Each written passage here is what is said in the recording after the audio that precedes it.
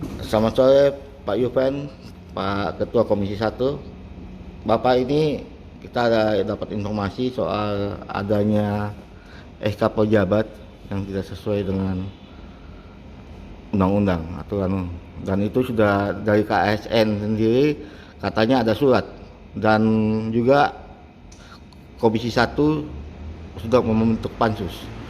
Kalau boleh tahu sampai dengan malam hari ini progresnya pansus ini sampai sejauh mana? Baik, terima kasih dan selamat sore Pak Ian ya. Eh, saya dalam kapasitas masih sebagai ketua pansus dan bukan status sebagai ketua komisi 1 perihal melekat dengan jabatan ketua komisi 1 ya tidak masalah sih sebenarnya. Karena ini juga BKP 2D itu juga bagian dari mitra kerjanya Komisi 1. Lalu kaitan dengan progres atau tindak lanjut dari persoalan mutasi dalam hal ini sesuai dengan rekomendasi KSN sebagaimana mungkin telah terpublis melalui beberapa media bahwa ada surat dari KSN, ya betul, dan progres seperti apa saya bilang mengatakan bahwa pansus belum selesai dan kita memasukin tahapan paripurna hasil kerja pansus yang nanti akan dibacakan di dalam paripurna yang sebentar lagi akan kita mulai. Dan apa yang kami mau sampaikan bahwa yang terpublis di media itu adalah bagian dari yang tidak terpisahkan dari ruang lingkup kerja pansus. Ini awal mula setelah kita diberikan kepercayaan, ditugaskan melalui lembaga ini, kami sebagai pansus dan terutama saya ketua. Kemudian ada tahapan bahwa kita mendengar penjelasan pemerintah atau meminta klarifikasi pemerintah terkait dengan pelaksanaan program 2021 kan begitu. Lalu pada di tahapan BKP 2D ya, kita menanyakan kepada pemerintah perihal informasi yang didapatkan oleh anggota DPRD atau anggota pansus sendiri bahwa ada surat dari KSN ya, surat rekomendasi perihal evaluasi atau merespon aduan masyarakat terhadap ketimpangan atau pelanggaran-pelanggaran terhadap pelaksanaan atau proses seleksi terbuka dan proses rotasi mutasi jabatan pimpinan pejabat jabatan tinggi Pratama ya, jabatan tinggi Pratama. Jadi dapat saya sampaikan bahwa pansus dalam proses pembahasannya itu mendapatkan penjelasannya dari pemerintah. Namun penjelasan itu dipandang oleh pansus tidak utuh ya. Jadi terkeping-keping gitu. Karena setelah kita tanya kepada pemerintah apa benar ada surat gitu kan. Lalu kemudian dari pemerintah mengatakan benar adanya surat. Surat perihal apa? Kan begitu. Bahwa mutasi berdasarkan laporan bahwa ada konflik kepentingan, dalam hal ini kepala BKPBW sebagai bagian dari tim pansel misalnya.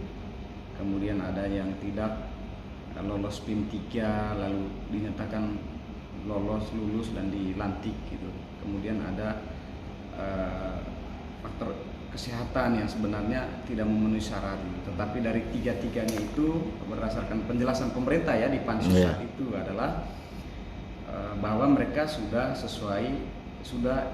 tahapan PIM 3 sudah tuntas semuanya. Jadi orang yang dilantik itu pejabat yang seperti yang isu yang berkembang itu tidak seperti itu. Gitu ya.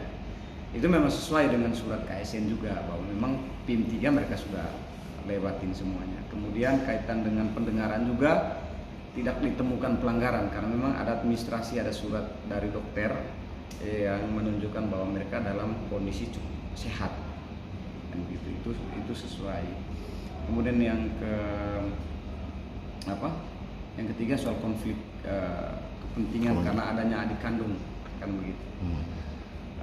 Lalu disampaikan oleh asisten 3 dalam hal ini bahwa menyampaikan bahwa faktanya bahwa yang bersangkutan tidak memenuhi syarat dan tidak lulus, sehingga itu tidak ada kaitannya dengan status tim sel gitu.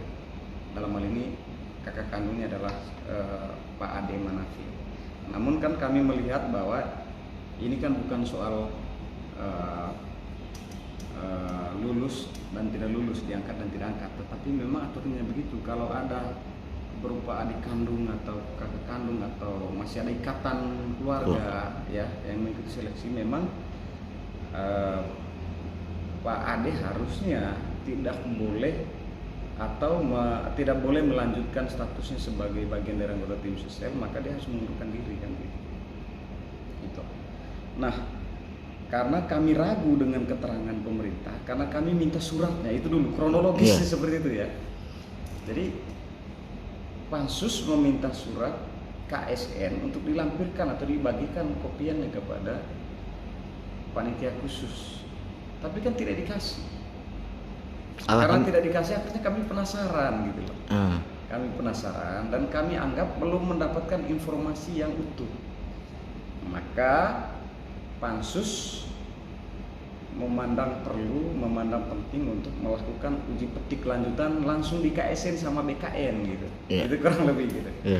Lantas kemudian kami berkoordinasi dengan pimpinan DPR dan kemudian kami ditugaskan oleh pimpinan DPR untuk Pansus diperbolehkan melakukan uji petik.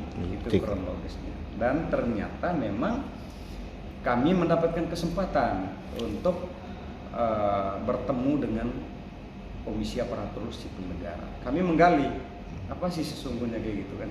Apakah benar yang disampaikan pemerintah hanya berupa 3 persoalan itu gitu? Tadi soal PIM ya, 2 persoalan pendengaran gitu, ketiga itu persoalan keluarga salah satu konflik kepentingan gitu ya.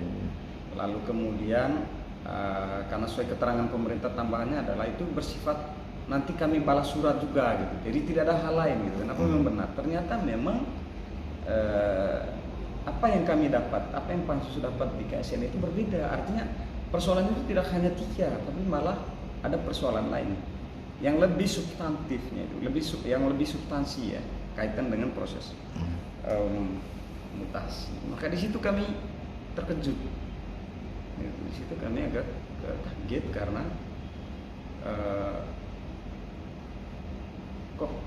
kenapa pemerintah tidak menjelaskannya secara lengkap kepada Pansus?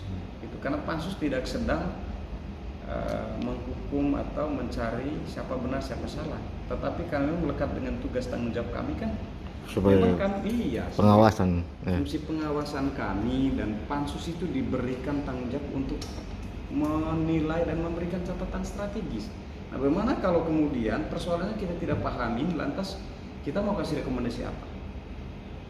Kedua kan dampaknya kan menyangkut anggaran uang rakyat yang memang sudah kita berikan kepada pemerintah untuk tahapan proses dari awal sampai pada proses pelantikan itu terjadi. Nah, ternyata kesimpulannya ya, kami mendapatkan kesimpulan bahwa proses rotasi ya, proses rotasi pejabat pimpinan tinggi ya PPT itu yang 11 dilantik ya, ternyata itu terdapat 8 yang memenuhi syarat yang kemudian mendapatkan rekomendasi ya, namun 3-nya tidak ya, 3-nya tidak. Dan itu jelas dalam surat KSN. Saya mau sampaikan bahwa surat KSN itu nomor B datar 1688 garing JP.02.00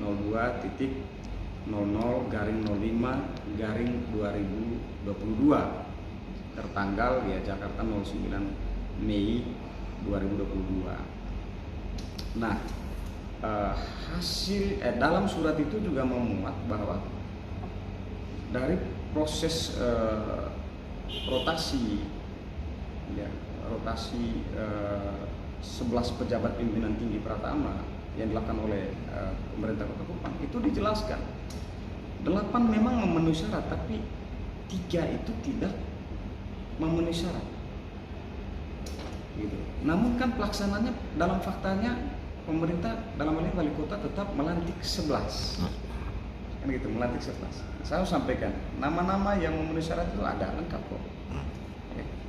Karena saya kira kan memang undang-undang memerintahkan kita untuk kita juga berkewajiban untuk memberikan atau mewarta atau mempublikasikannya kepada masyarakat umum, kan begitu.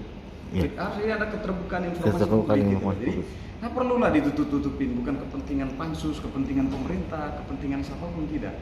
Tapi ini harus terbuka, kan. Ya, ada 3 dari 11 yang dilantik itu tidak memenuhi syarat berdasarkan catatan dari KSN. Lantas juga yang tidak kalah pentingnya itu adalah itu berdasarkan surat keputusan Wali Kota Kupang, ya, nomor BKPPD .82 ya garing titik 821 garing 096 garing D garing 2 Romawi garing 2022 ya tentang pemberhentian garing pengangkatan pimpinan tinggi Pratama di lingkup pemerintah Kota Kupang, ya, itu telah melantik 6 pejabat pimpinan tinggi Pratama tanpa adanya surat rekomendasi KSN. Jadi begini, surat rekomendasi KSN itu bagian dari yang tidak terpisahkan, yaitu prosedur dari sebuah proses mutasi. Jadi pemerintah silakan melakukan seleksi terbuka, tetapi kemudian itu dalam tahapan prosesnya itu direkomendasi diteruskan kepada KSN untuk selanjutnya KSN menilai, memonitor apakah itu memenuhi syarat, kan begitu. Maka memenuhi syarat dan tidak memenuhi syarat itu adalah otoritasnya KSN. Dari proses itu kemudian KSN memberikan rekomendasi yang sifatnya mengikat, loh. Nah ternyata 6 jabatan ini, ya, 6 orang ini pejabat eselon 2 ini ternyata tidak mendapatkan rekomendasi dari KSN. Itu posisi kedudukan persoalannya di situ, gitu loh. Nah, tentu ini kan menurut saya sangat disayangkan, ya, sangat disayangkan. Jadi oleh karena itu kami Pansus menganggap ini juga menjadi persoalan yang serius. Kenapa? Kami diberi kesempatan untuk menilai kinerja pemerintah di tahun anggaran 2021. Kan di situ kan ada konsekuensi anggaran itu bahwa ada biaya operasional yang berjalan dalam proses tahapan seleksi, ada honor, ada makan minum dan lain sebagainya. Dan sesudah pelantikan pun, ya, yang dilantik yang bermasalah ini sudah menerima dan saya tidak bisa membayangkan bagaimana program itu berjalan. Karena saya yakin begini, ini kan proses seleksi, administrasi, tahapan pengangkatan sebelum dilantik saja itu sudah ada pelanggaran, gitu. Nah ini juga tidak hanya soal apa, tapi bagaimana dia diberikan otoritas sebagai kuasa penggunaan anggaran di OPD-nya misalkan. Sementara itu cacat prosedur dan sudah diingatkan oleh KSN. Apakah pemerintah menjamin di kemudian hari ini tidak berdampak hukum? Ini menjadi soal, kan begitu. Karena surat dari KSN ini kan sudah ada tembusannya ke Menteri Dalam Negeri, ke Menteri Menpan RB, ke BKN, gitu loh. Ke BKN. Nah kalau dari Pansus ini sebentar di paripurna kira-kira apa usulan dari Pansus? Saya kira sejalan dengan KSN, ya. Saya bilang kami Pansus sangat menghormati dan mengapresiasi kinerja KSN yang secara profesional, gitu ya. Memberikan, bahkan ada sanksi buat kepala BKP2D kan dimuat di sini. Ada. Ya, untuk kepentingan itu nanti saya bisa share kepada Jadi itu adalah bagian dari profesionalitas, dan Kota Kupang harusnya merasa bersyukur gitu. Karena itu semangat pansus itu sejalan dengan semangat KSN. Saya juga berharap ya, pimpinan DPR itu memberikan surat kepada BKN sebagai tindak lanjut. Surat apa Pak? Apakah surat itu untuk kemudian, kan ini kan saling kait mengait ini. Yeah. Ketika KSN sudah menemukan pelanggaran, kan nanti kan ada menjadi tanggung jawabnya BKN itu. Ada juga Menpan RB-nya, ada Mendagri-nya kan begitu, Kementerian Dalam Negerinya. Jadi setidaknya memberikan perhatian juga terhadap proses mutasi yang berjalan. Nah, itu seperti itu. Jadi, tetapi yang pasti kami berharap pemerintah itu menindaklanjuti apa yang direkomendasikan oleh KSN. Terutama benang merahnya kan yaitu meminta wali kota untuk melakukan peninjauan kembali SK pengangkat dengan landasan tadi adanya 6 pejabat yang tidak mendapatkan rekomendasi KSN ya. Kemudian 3 dari 11 yang sudah dilantik itu juga tidak memenuhi syarat dan tidak mendapatkan rekomendasi. Jadi dari 6 orang itu kan itu lengkap di surat rekomendasi KSN dan itu berlaku 14 hari. 14 hari. Saya kira seperti itu sih. Sementara perkembangan dan pada akhirnya kita menunggu komitmen dan konsistensi pemerintah, karena kami ini kan diberi wewenang yang sangat terbatas sebagai anggota pansus, sebagai anggota DPR. Dan kami memberikan catatan dan rekomendasi strategis. Nah, kita berharap pemerintah harus taat asas kan gitu. Jadi kami tidak bisa menilai apa itu KSN benar dan salahnya, itu bukan ranah kami. Karena kami sangat menghormati kedudukan KSN yang adalah sebuah lembaga negara yang diangkat langsung oleh presiden. Menurut saya prosesnya tidak ada beda jauhnya dengan KPK, ombudsman ya. Jadi karena itu menurut saya tidak perlu pemerintah mempersalahkan KSN, apalagi kaitan dengan pengangkatan sebelum-sebelumnya. Malah menurut saya bagus juga kalau kemudian teman-teman pemerintah itu mencoba mengaitkannya, kenapa kali lalu itu dibolehkan, berarti ada yang salah juga kali lalu. Misalkan Dr. Retnowati misalkan, kan itu kan disampaikan, yang saya dapat di media kan begitu, klarifikasi dari pemerintah dalam ini melalui wali kota. Sama juga dengan BKP2D, waktu pansus kan setelah dari KSN kan, kemudian kan ada uji petik lanjutan di BKP2D. Kami memang sudah dapat lampu hijau, soal pemerintah tidak mau menggubris dengan rekomendasi KSN. Tapi saya selalu bilang, kami kemarin sebaiknya pemerintah mengikuti. Itu loh. Kalau ini ada hukum yang lebih tegas misalkan dari KSN, kan nanti yang menjadi instansi yang memberikan hukuman itu kan Kementerian Dalam Negeri, maka Menpan RB atau BKN misalkan, kan maka otomatis keputusan yang mereka ngambil dianggap tidak sah, anggaran yang mereka jalankan dianggap tidak sah, kan begitu. Makanya saya bilang, ya memang perihal melantik itu kan, mengangkat, merotasi itu kan, itu memang bagian dari kewenangan kepala daerah. Tapi kan di belakang itu kan ada jelas bahwa harus tentu sesuai dengan undang-undang, aturan yang mengikat kan begitu. Begitu dong maksud saya. Kemudian ya memang mutasi itu kan bagian dari proses penyegaran dan kebutuhan organisasi. Siapa bilang tidak menjadi kebutuhan organisasi? Itu sah. Tapi lagi-lagi harus sejalan dengan regulasi yang mengatur prosesnya mutasi. Jadi harapan Pak Ketua, mungkin sebentar tadi Pak Ketua bilang sebentar paripurna akan ada paripurna untuk hasil dari pansus. Ya. Kira-kira poin-poin penting dari paripurna yang sebentar akan diputuskan bisa dibocorkan sedikit pun? Tidak, jangan. Tidak pas kalau saya membocorkan. Tapi kan ini sifat sidang itu terbuka, ya, termasuk buat teman-teman pers. Nanti setelah baca resmi di atas, itu teman-teman sudah boleh mendapatkan. Jadi belum bisa diinformasikan, tidak pas kalau saya menginformasikan, nanti saya offside lagi.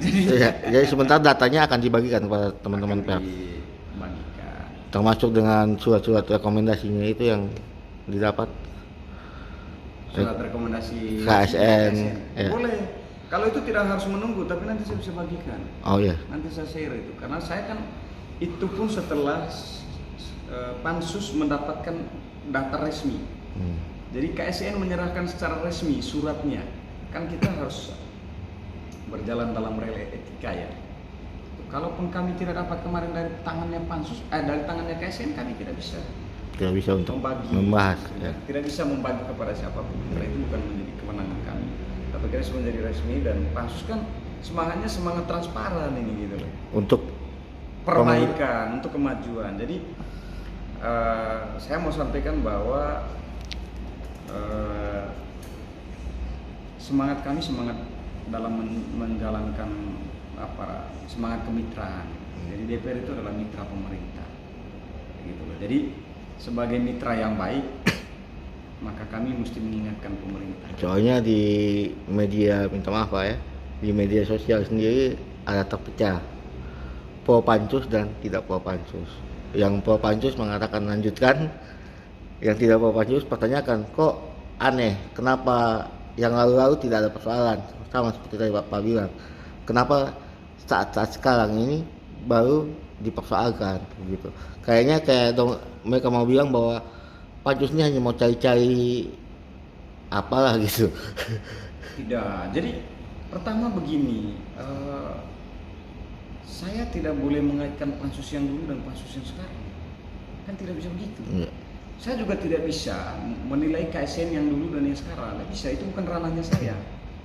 Tapi saya harus profesional bahwa saya saat ini sedang menjalankan tugas pansus yang diketahui oleh saya, gitu loh. Tidak ada mengait sama sekali.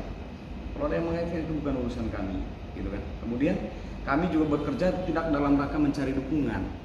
Lantas karena kami didukung kami semangat, karena tidak didukung tidak. Itu apa yang kami kerjakan sekarang bentuk pertanggungjawaban kami kepada rakyat Kota Kupang yang sudah memberikan mandat kepada kami. Kami dipilih sebagai wakil rakyat di sini, ya kan. Dan undang-undang juga menggarisbawahi kami sebagai mitra pemerintah. Saya selalu meyakini bahwa ketika ada orang yang mengkritisi, tidak berarti itu musuh, gitu loh. Itu adalah bisa saja dia sahabat sejati, dan tidak berarti orang yang melindungi, yang memberikan pujian atau tepuk tangan itu adalah sahabat. Bisa saja itu lawan. Kenapa? Karena dengan begitu kita bisa didorong ke jurang yang jauh lebih dalam gitu. Jadi tidak semua yang kita kritisi itu adalah bagian dari kita musuh gitu. Tidak. Justru sahabat yang baik, sahabat sejati adalah harus mengatakan yang salah-salah, yang benar adalah benar. Begitu. Saya kira di situ. Baik Pak Ketua Pansus, sekaligus Pak Ketua Komisi 1 Pak Yupen Tukung. Terima kasih, selamat sore Bapak. Terima kasih dan selamat sore dan salam sukses. Terima kasih. Terima kasih.